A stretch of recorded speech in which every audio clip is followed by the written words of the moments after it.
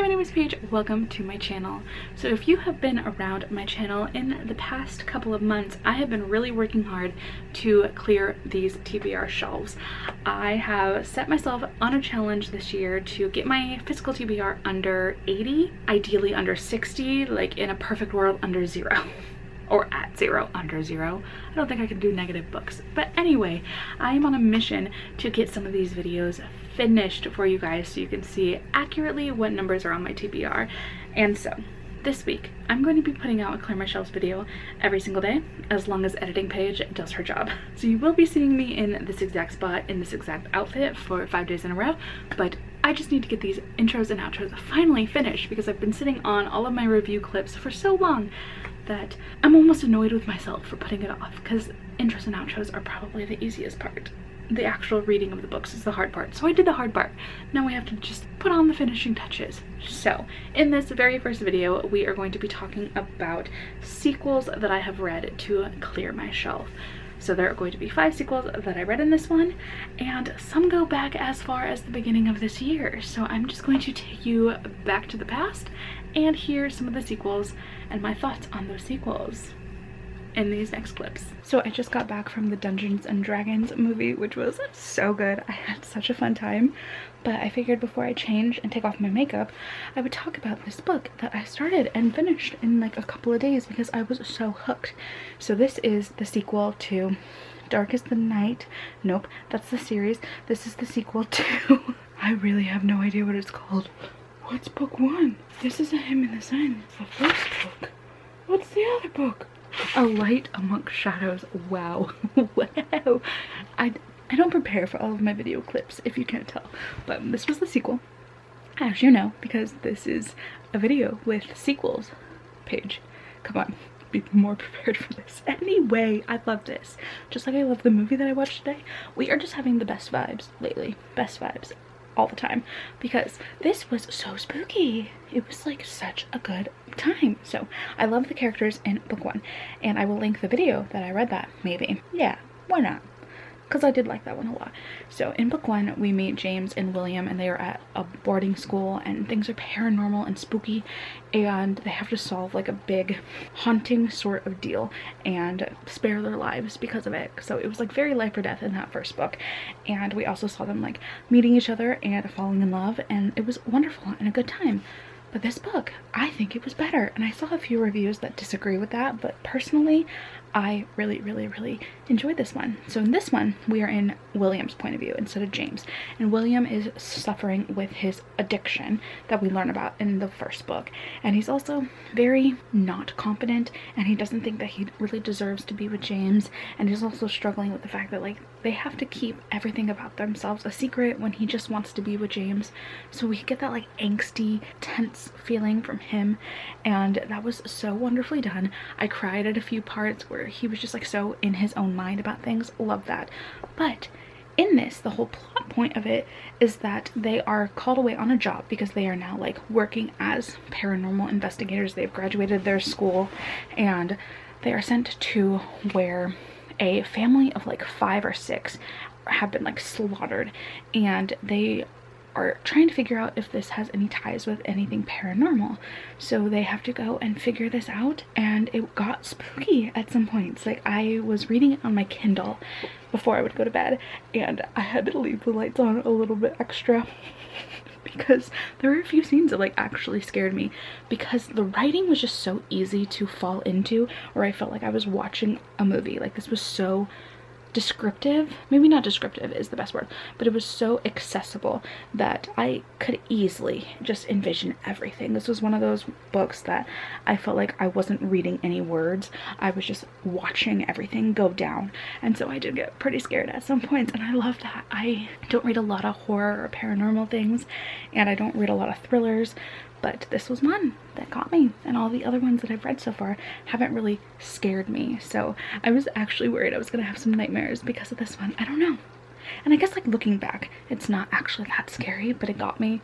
I was just that invested in the book. So I gave it 5 stars because I had the time of my life. I really did. I just could not put it down. I was so excited to go to bed every night so that I could read a little bit more. And then I got to the like I don't know, 25% left, and I just had to keep going. I just woke up the next morning and I just read it all morning long so that I could finish it out, and I just had a really fun time. How many times am I gonna say that? So I'm trying to hold back from buying the 2 novellas that come after this, and I do know that there's a 3rd book which I do own on my shelf. It's just not on Kindle, so I'm like not gonna read it before bed because I'm trying to like use my Kindle before bed and stuff. So I don't know when I'll get to that 3rd book, and I think I heard Nat say that it was in a different point of view, so it's not in the point of view of these 2 characters. There's a chapter at the very end that's in somebody else's point of view, so I assume that it's going to be in his point of view. So it doesn't make me as eager to like continue on in the series because I just love these 2 so much. I love their dynamic.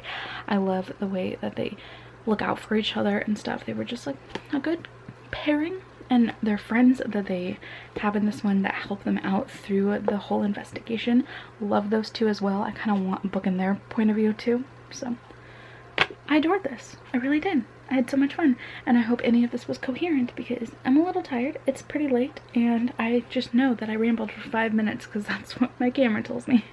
So I highly recommend the series. Thank you, Nat, for literally recommending this to me. I remember when she sent me that Instagram message that said, read this.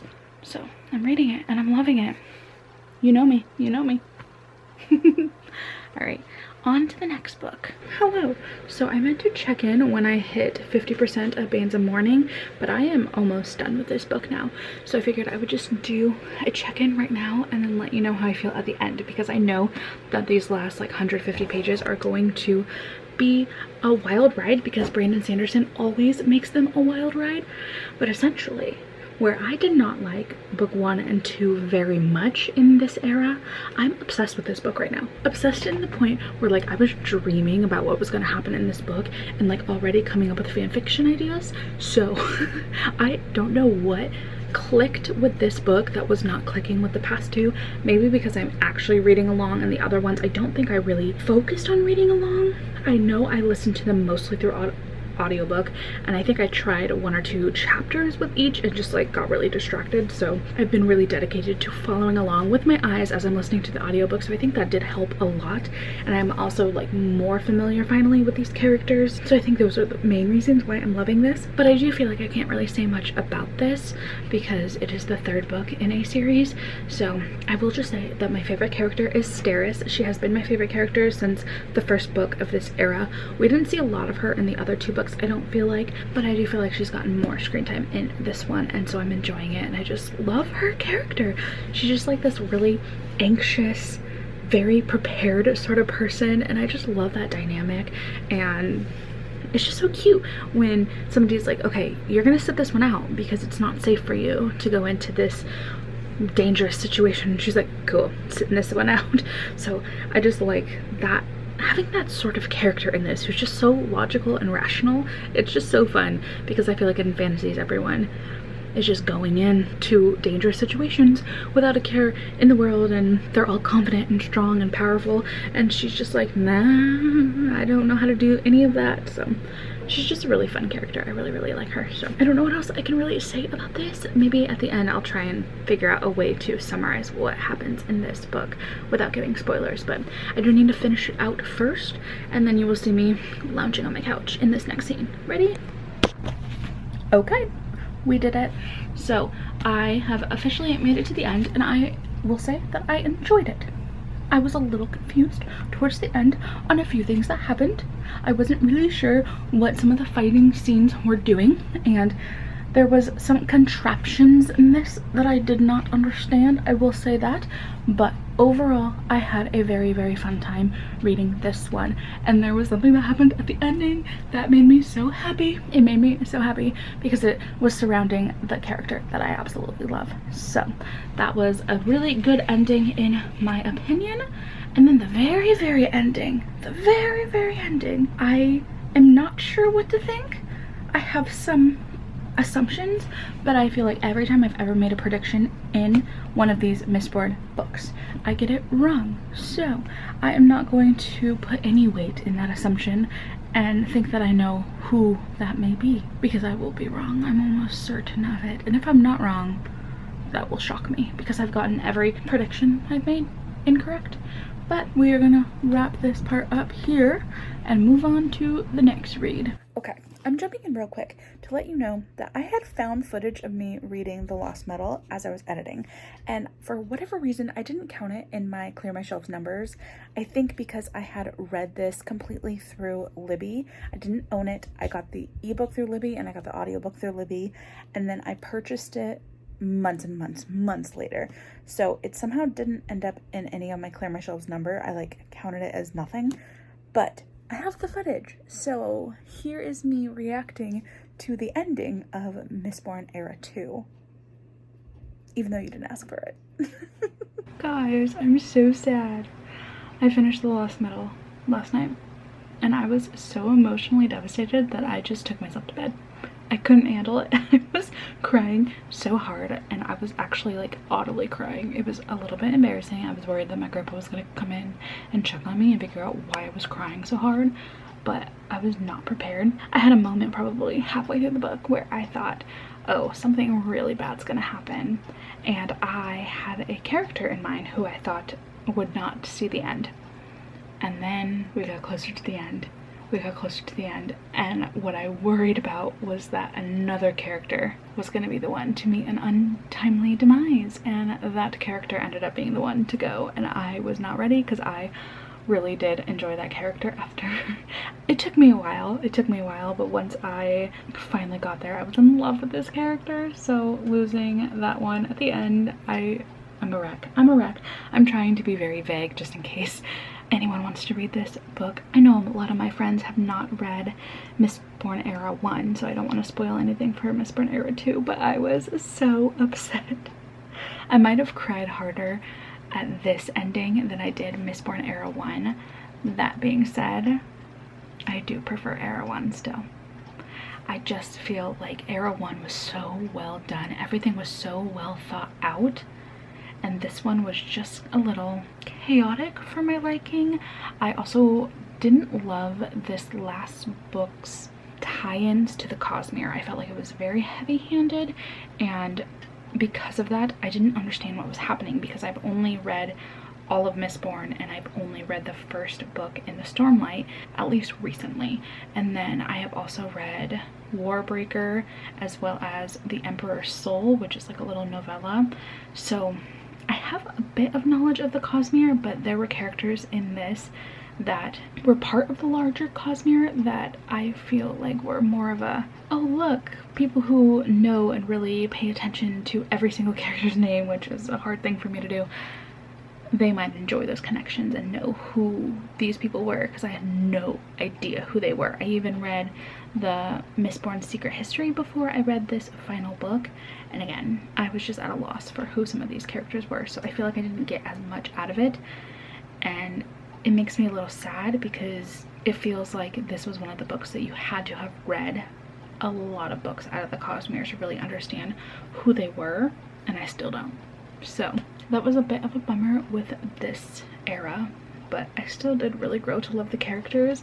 My favorite of all is Steris. She is just my heart, my soul. I adore her so very much, and I was just so happy and so proud of where she ended up in this book, so I was a big fan of that one. But the ending, I am refusing to accept that it was real. I didn't even feel this way at the end of Era 1, and Era 1 ended with a lot of just loss, a lot of loss, that it made me upset, but I felt like it served a greater purpose. This one, this loss in this book felt very much Dean Winchester ending for me.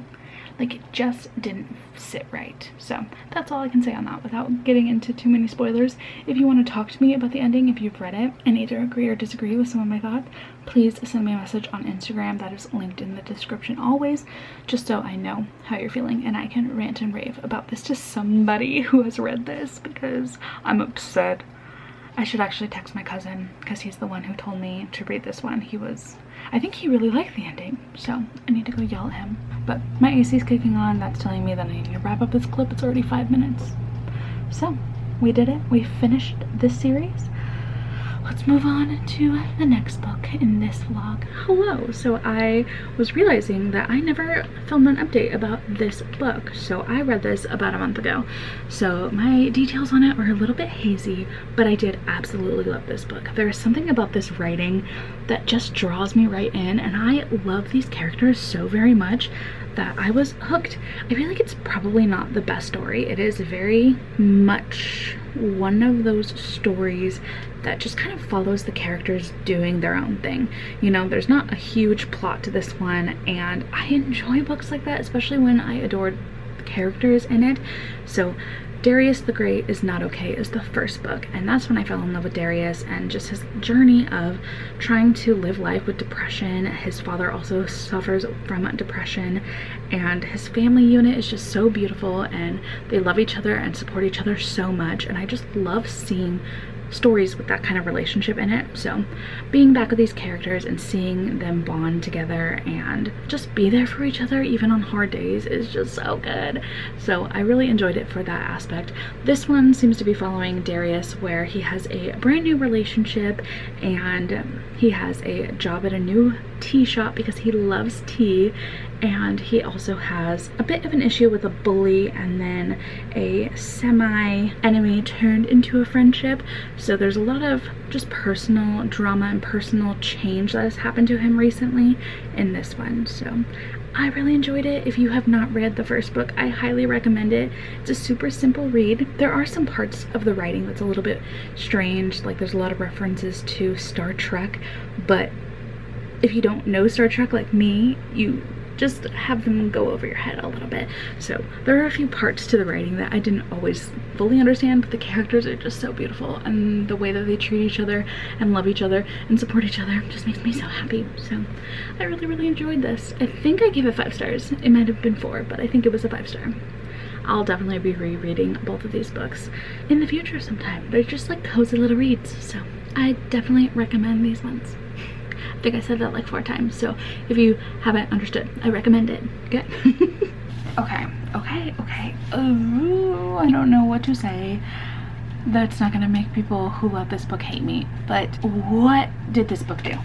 What was the point of this book? I can't say that I loved the first book, and I will link the video of me reading or reacting to book 1 up here, but it intrigued me enough to want to continue on. Like, I liked enough of the characters that I wanted to see what happened. The ending of it was really, I don't want to say shocking, but it was something that I wasn't expecting, so I wanted to see how that would all play out with one character and something that happens to her at the very end.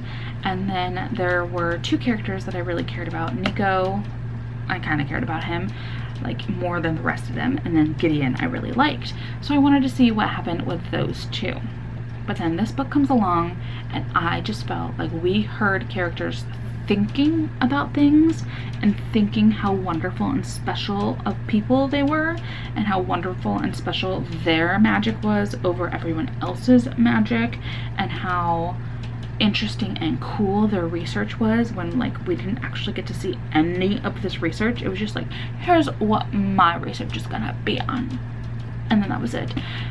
And the thing that happened to that one character at the end of book 1, it was just so not expanded on in this one. Like, we got to see her in this situation, but because there's so many other characters, we didn't get to spend a lot of time diving into it. So we would jump in with her every now and then, and she would be like in a different situation within that situation. Like, time would have passed and we didn't get to see the events of what happened from point A to point B, from point B to point E, from point E to point N, you know? So I didn't really care what was going on with her throughout this one, because it was just wrapping up too quickly and not very interestingly, because it was kind of like, oh, this happened, oh yeah, I did this, by the way, and now I'm here. Didn't like that. And I'm being very vague because, you know, this is a video about sequels and I don't want to give too much away if you haven't even read book 1. So not the best review I'm doing right here, but the only character that I cared about, Gideon, we got to see a little bit more from him, which was fun. I like him. He's still my favorite. He's still the only one I care about. Nico is growing on me slightly more, but I hate every other character. Like, there is not a character in this that I like care about. If they died, I would not care. Nico, maybe would care a little bit. Gideon, I would be upset. So there's that. That's how I feel. I also didn't know that this was a 3-part series. I thought this was a duology. So I got to about, I want to say like here, and I realized, oh, none of this is wrapping up. That's not cool. And that made me a little bit more annoyed with the story than I wish. So will I be continuing on with the series? Probably, because I have now spent days of my life reading this damn book, and I just want to know how it's going to end. But yeah, I was also reading quite a bit of reviews that felt very similarly, like nothing really happened. You just kind of read a lot of conversations and inner monologues, and the plot is just very tiny. It's very tiny. I didn't feel like there was anything big or major to really want to pull me into the next book.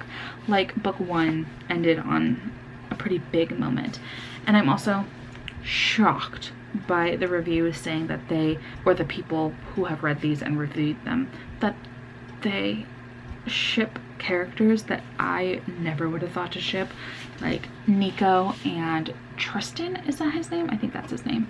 I never would have thought about that in a million years. I don't know why. They just didn't register as even being anything. Like, I don't see them as friends. I don't see them as enemies. I don't see them as anything. They're just kind of like in existence. Probably because I don't like Tristan's narrator very much. He has not the nicest voice. It's kind of annoying.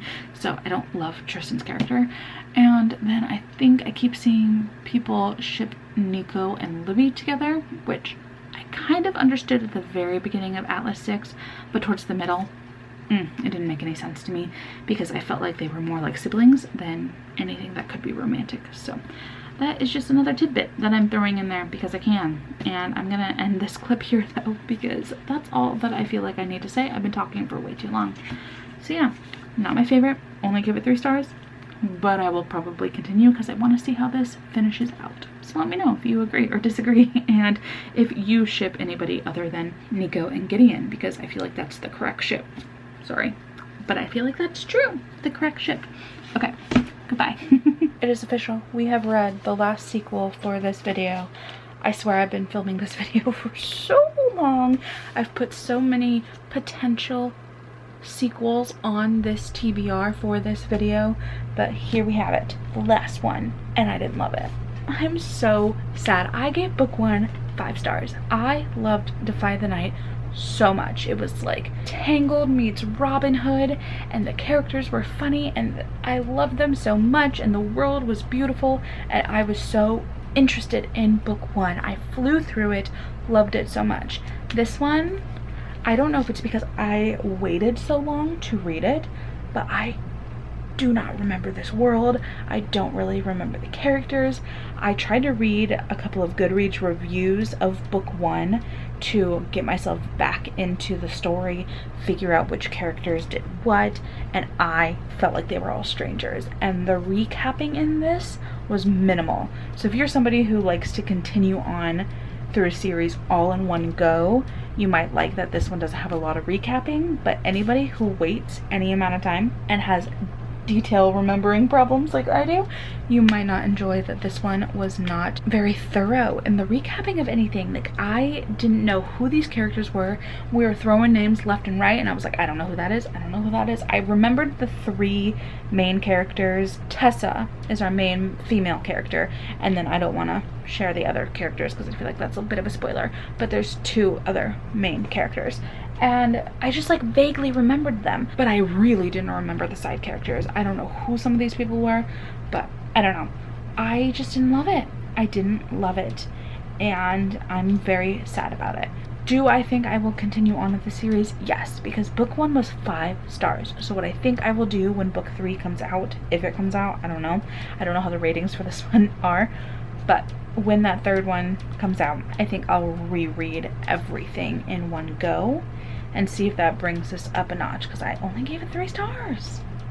I only gave it 3 stars because I was so confused, and it was also expanding the world too, and that happened in Bridget Kimmerer's A Curse So Dark and Lonely series, where she kind of expanded the world, and people really didn't like how she did it. I personally loved book 2 and 3 in that series. I liked the story direction.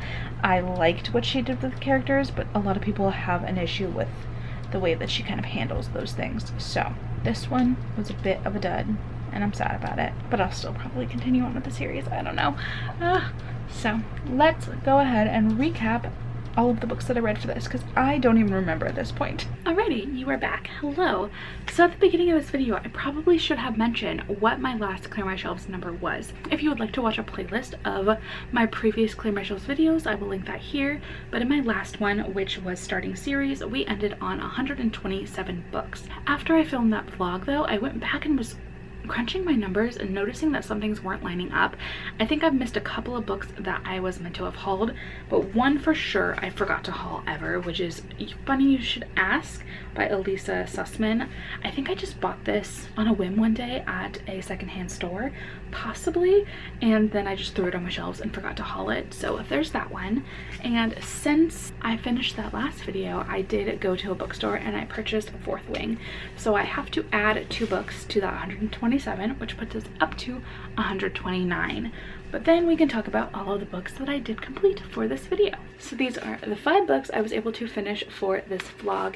Bands of Morning, A Hymn in the Silence, Darius the Great Deserves Better, The Atlas Paradox, and Defend the Dawn, which brings our numbers down from 129 to 124. So we are moving in the correct direction. Not quite as quickly as I would like to, but still in the correct direction. So it's been quite a while since I have read these books, and I will say that from my memory, I really did love this book. I still need to continue on with this series. Bands of Morning, I have continued on and finished all of the Mistborn books that are out so far. I have since moved on to the Stormlight Archive, so we're doing good with those. I don't believe that there's any future Darius the Great books out yet, but if they ever do come out, I will definitely read them. I will be reading both of these Atlas Paradox and Defend the Dawn sequels because I just want to know what happened, but I still don't love them. I'm like not fondly looking back on these 2 books and thinking, wow, those were so good. But the first books were very good. So some hits, some kind of misses, but still 5 books are officially off my TBR. And we are looking good. We are. So that is all that I have for this video. Be sure to stick around this week and see what other Clear My Shelves videos I will be putting out and my reviews on all of those books that I read in them. So yeah, I will let you go for now, and I will see you in my next video, which should be out tomorrow. Alrighty, goodbye.